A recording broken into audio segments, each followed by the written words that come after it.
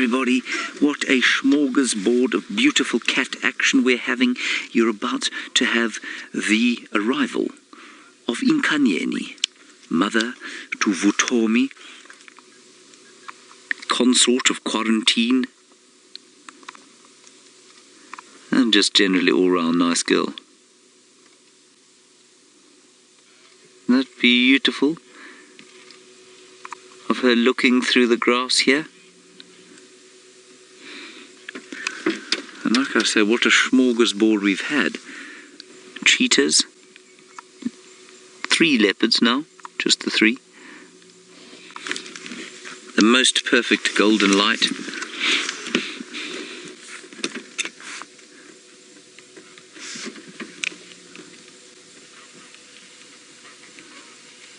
Oh, wonderful stuff. Alright, let's get the other side of her again so we can catch the last bits of the light. Sorry, Seb, I couldn't get out of the way fast enough there.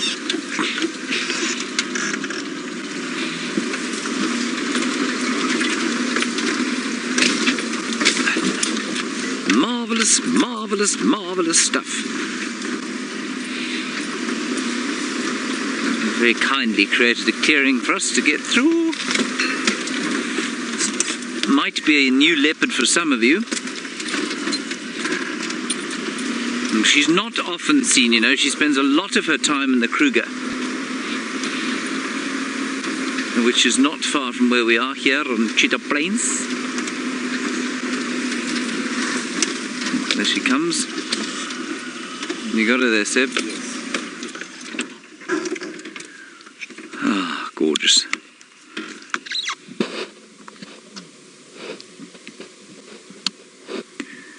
Yeah. The very first sort of leopard picture I took, and they're leaving her, we've got her to ourselves. The very first sort of relatively decent leopard picture I took was of this leopardess. And she was standing exactly like she's standing there. That's so cool.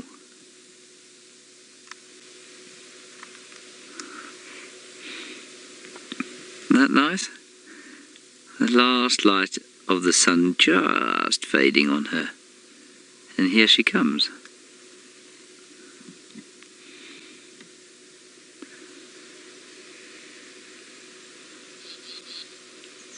Very little is causing or having any consternation at her. There's not much alarm calling going on.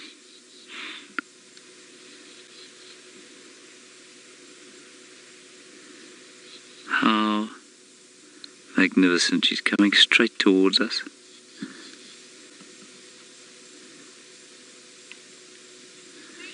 Oh, wow.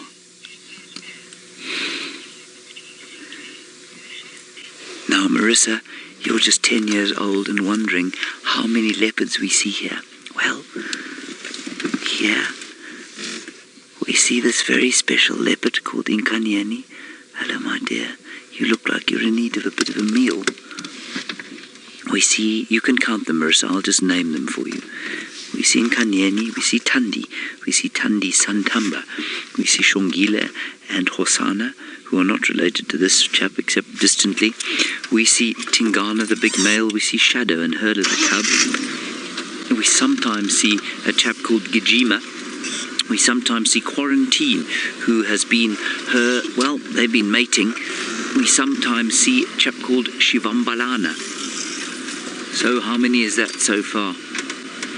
You can count them and tell me, Maritza. Wasn't that special watching her come along the road like that? And walk not 2 feet from the edge of the door?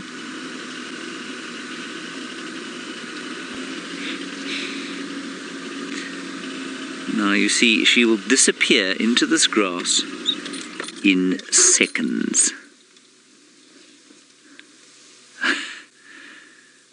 Oh, it's wonderful. Jeffrey, you know, I was thinking exactly the same thing, and I thought to myself, but she doesn't, because, you know, I don't remember the last time. Oh, what's she got? She might be stalking something, because I remember the last time I saw her thinking she was quite stocky, but I totally agree with you. She has a dainty face. You're absolutely right.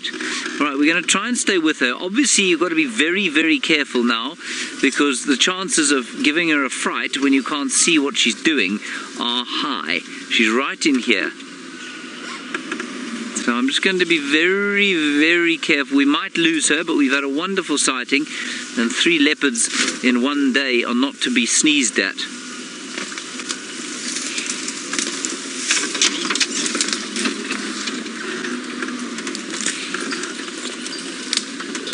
She's... Yes, you can see again. I know it's a bit of a cliche, but you can see why these things are so hard to find. You got it? Yeah, you can Reverse. Oh, okay, got it. Well spotted.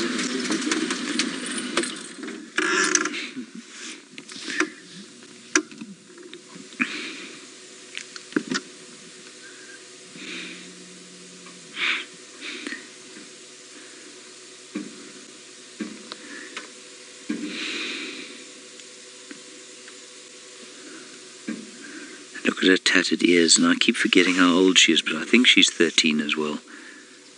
I don't think she's a youngster.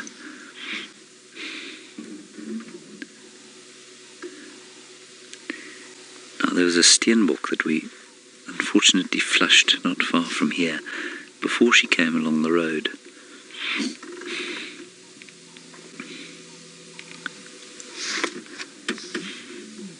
Maybe you can just hear the Cape turtle dove in the background going broop, broop, broop, broop, broop, adding to the perfection of what is a quintessentially magnificent African scene. You still got her there, Seb? No, I lost Not really.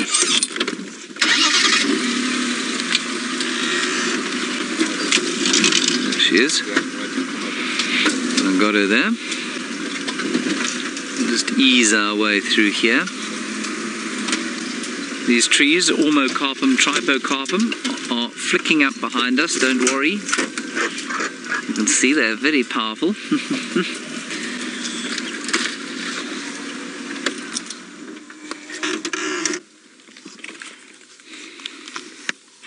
Must be quite difficult, although you're beautifully hidden in grass like this.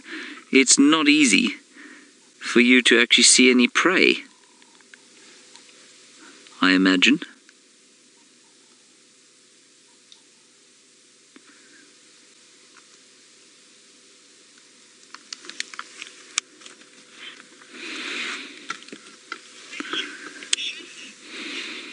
Oh, look. Shelley, you say has Vutomi left her already? Vutomi is her youngster. I think he's... I don't see them often enough to remember their ages. I think he's about a year old.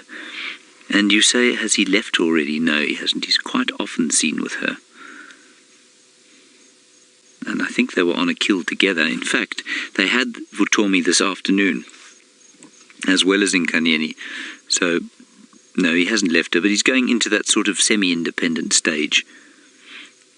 Now she's looking very skinny. There's a wonderful Afrikaans word, and that Afrikaans word is skraal. And it just very nicely describes that sort of look. It's not quite, it's skinny, and it's also in need of a meal. And a little bit tattered are her ears. Otherwise she's looking pretty good. Now again, we need to be careful that we don't make a noise behind her and flush anything that might be in front of her, or give it some sort of indication that, you know, there's something worth looking at this way. So we will keep our distance, and if we lose her, well, that's all right. She's going through some slightly more open terrain through here. Watch the old head there, Sebastian.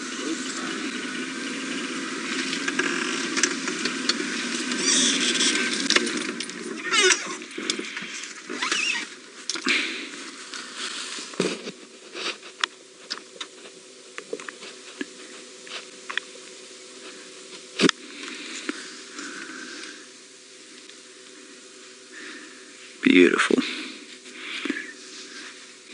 The colour is just lovely, isn't it?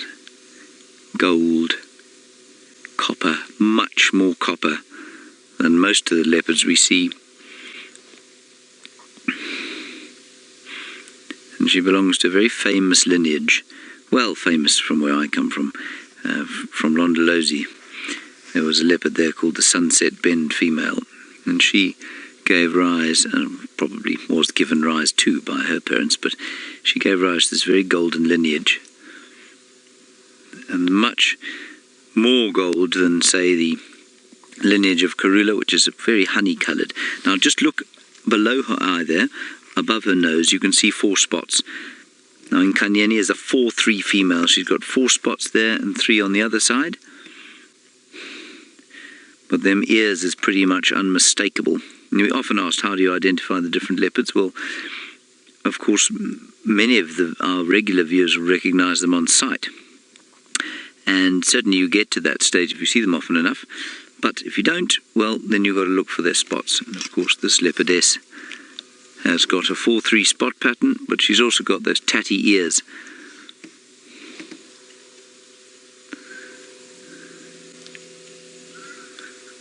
You're just listening, perhaps, for a scrub hare or a steenbok or a duiker to go wandering by unawares, and then she'll just gently sink down into the grass and make a meal of it.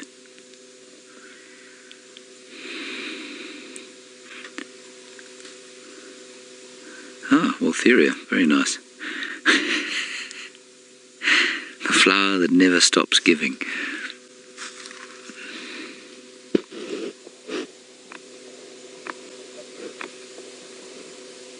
You're looking a little bit tired, my dear.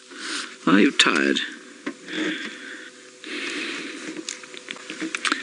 So, in case she stays there, I'm just going to move around the corner. No, I'm not. I'm going to wait here.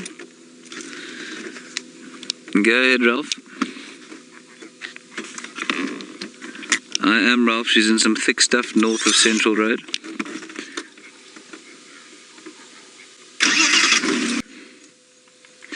James got seriously lucky today, as did Sebastian. So we'll take it, say thank you very much to the universe, and revel in it while we answer James's question. What does Africa mean to you? Well, I guess it's a dreadfully horrible cliche, but I guess Africa means home to me. It's where I was born, it's where I've grown up, and that means many different things. To say what does Africa mean to me, I could probably be sort of yakking away for about an hour on it. But it's conflicted, you know. It's a harsh place in many respects. It is from a wilderness point of view, of course, I think it's probably unparalleled. It feels like we were born on the soil as a species, and it feels like we belong here in many ways. And so that's very strong when I come into these wilderness areas. That wonderful thing that I've shared with you before, that I heard from David White initially, and that he took from a North American elder, or North American Native American, sorry. He describes how there's that feeling in the wilderness where the wilderness will just as soon find you as it will kill you, just as soon feed you as it will kill you. It is not here to sort of care for us. And it's that feeling of, I don't know that words can sufficiently convey what that means to me, and how that completely describes how I feel about our wilderness areas, that they are in many respects harsh places, but they're unspeakably beautiful and feed us in innumerable ways at the same time. So that's what the wilderness areas mean to me.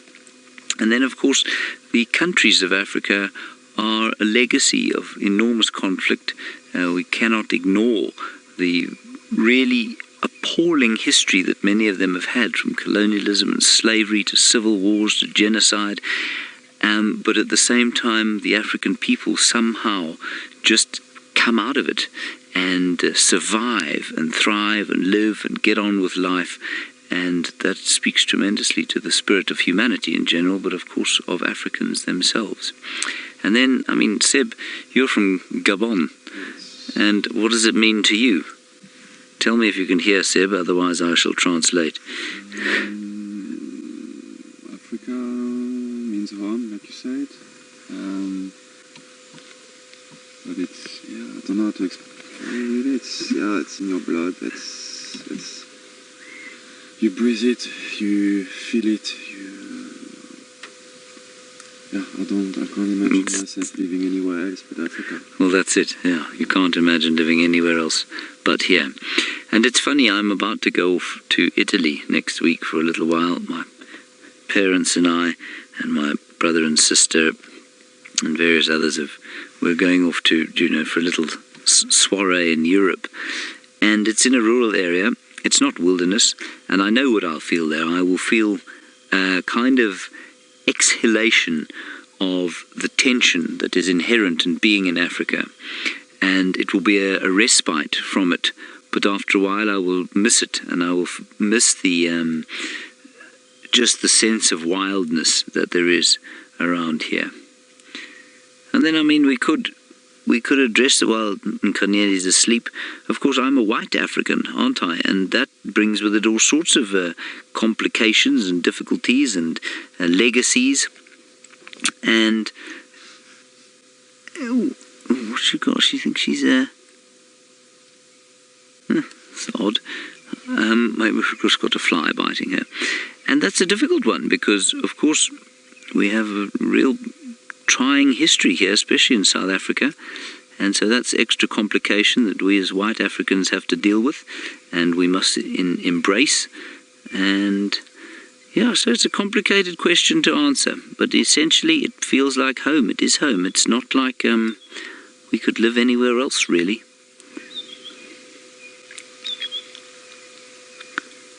Righty, well, this leopard is about to go to sleep, and I think Tristan would like to do the same.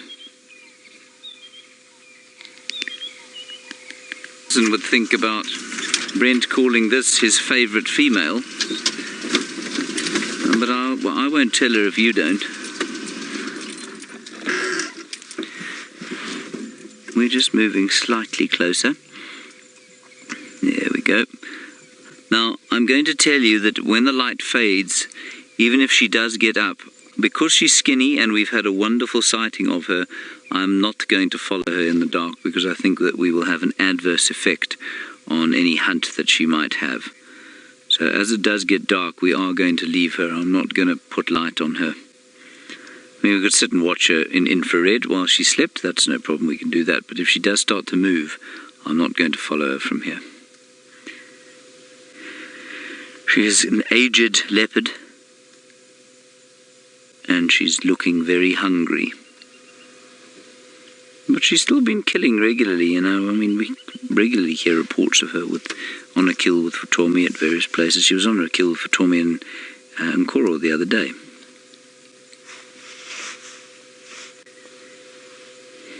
And a couple of ticks on her head, I think.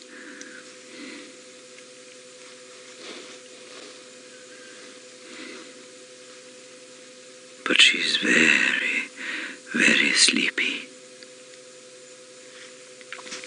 Just back to that Africa topic, it's so funny how, not funny, it's touching how so many people come out here and they have this feeling like they've come home. And, the scientist in me says, well, that's just purely psychological. They've read it somewhere and they feel like they've watched Out of Africa too often. Well, the other side of me, the slightly more human side of me, and it is a slight side, of course, says, well, that's because we're all from here originally. And so there's a little piece of Africa in every one of us. And that's what we feel the connection to when we touch down on African soil. Probably not so much when you get out at Oliver Tambo International Airport in Johannesburg, but certainly when you touch down especially if you fly into the wild. You know, if you fly into the Mara out of Nairobi, I mean, Nairobi you can keep as you can keep Johannesburg, but if you fly out of those areas into a wilderness area and you leave the city behind and then land suddenly in these iconic wildlife. Excuse me. Oh dear.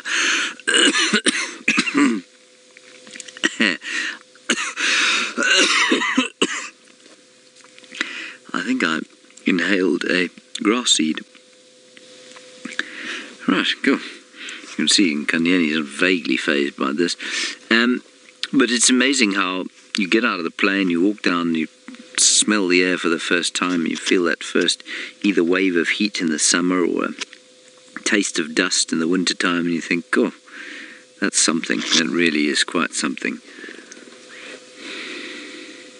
And you know, down the road at Londolozi, which is about, 7 or 8 kilometres from where we are now as the crow flies, people pay unholy amounts of money to go back there again and again and again and again.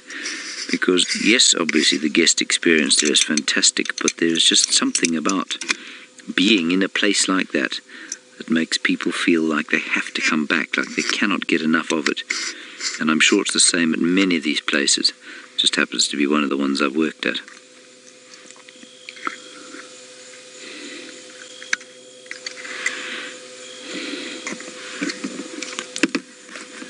Inkanyeni obviously feels very at home here. That's why she's going to sleep. It's fine. And I've watched Karula do exactly the same thing. I've watched her come into an area like this and sort of do her territorial marking in the last light of the sun, which is what Inkanyeni did. And then, just as you'd expect her to go hunting, lie down and go to sleep for 2 hours and not move. And it really does amaze me. I mean, I would imagine this was ideal hunting condition. But perhaps she knows better. You know, she is the leopard, after all.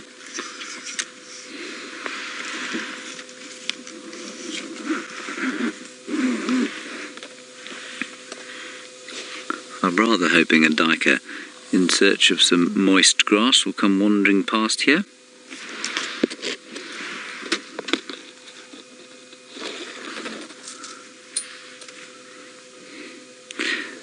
Alrighty, I'm going to give this cat another 5 or 10 minutes to get up. If she doesn't, then we're going to press on and see what else we can find.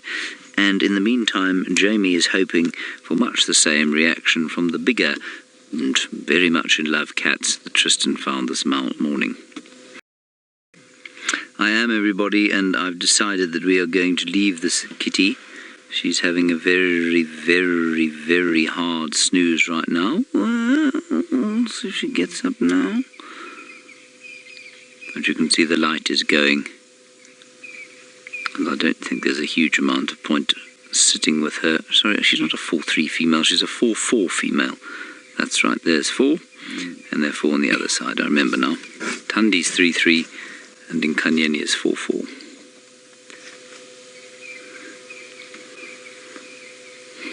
With fluffy, tatty ears. Alex, a good question. You say, do leopards have any predators? Yes, they do, Alex. Inkanyeni's predators would be strange male leopards who might take some sort of dislike to her. Certainly that does happen from time to time, as Tingana will attest to. He ate a female leopard the other day. Largely it would be lions, though, and hyenas. So lions and hyenas would certainly kill her if they could. They may or may not eat her, but they would certainly kill her. So, strictly speaking, would anyone hunt her for food? Probably not. Would anything hunt her because of competition? Yes, definitely. Lions and leopards will absolutely have a go at her, as would wild dogs. I don't think wild dogs, if they caught a leopard like this, would eat her, though. And I've seen her and Vutomi chased up trees by 3 wild dogs. It just took 3 of them to treat 2 leopards. And, whether you could call that strictly predation or not, I don't know. Probably not. All right, she is now fast asleep, and so we're going to let her be. We've had a wonderful, wonderful sighting of her.